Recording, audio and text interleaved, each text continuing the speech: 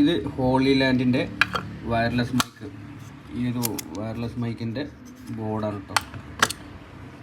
അപ്പോൾ ഇതിൽ കാര്യമായിട്ട് വരുന്നത്, ഇതിലൊരു മൈക്രോ കൺട്രോളർ ഉണ്ട്.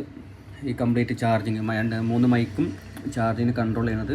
അതുപോലെ ഇവിടെ 2 ഈ ഒരു ഐസിയും ഈ ഒരു ഐസിയും ഉണ്ട്. ഇത് രണ്ടും ഇതിൻ്റെ ബാറ്ററി, ഇൻറ്റേർണൽ ബാറ്ററി ചാർജ് ചെയ്യാൻ വേണ്ടിയുള്ളതാണ്.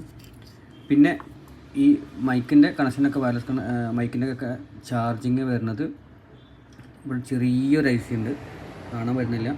ഈ ഒരു ഐ സിയാണ് ഇതിൻ്റെ ചാർജിങ് ശരി വരുന്നത്. അതേപോലെ തന്നെ ഈ ഒരു ബോർഡിൽ വരുന്നത് ഇതിലും അതേപോലെ തന്നെ ചെറിയൊരു ഐ സി. അപ്പോൾ ഈ 2 ഐ സികളാണ് ഇതിൽ കാര്യമായിട്ട് ചാർജിങ് കംപ്ലൈൻ്റ് ആയിട്ട് വരുന്നത്. ഇത് രണ്ടും ഷോർട്ടായി പോകാറുണ്ട്. അപ്പോൾ ഇത് ഇപ്പോൾ അവൈലബിൾ അല്ല, നമ്മൾ ഓർഡർ ചെയ്തിട്ടുണ്ട്. അപ്പോൾ ഇതേപോലെ വയർലെസ് മൈക്കൊക്കെ കംപ്ലൈൻ്റ് ആയിട്ടുണ്ടെങ്കിൽ ഐ സി അവൈലബിൾ ആണെങ്കിൽ നമുക്ക് റെഡിയാക്കാൻ സാധിക്കുന്നതാണ്. ഇതിൽ വേറെ കംപ്ലൈൻ്റ് ഒന്നും വരാൻ ചാൻസ്, കാരണം ഇത് മൈക്രോ കൺട്രോളറാണ്. ഇത് രണ്ടും ചാർജിങ്ങിൻ്റെ ആണ്.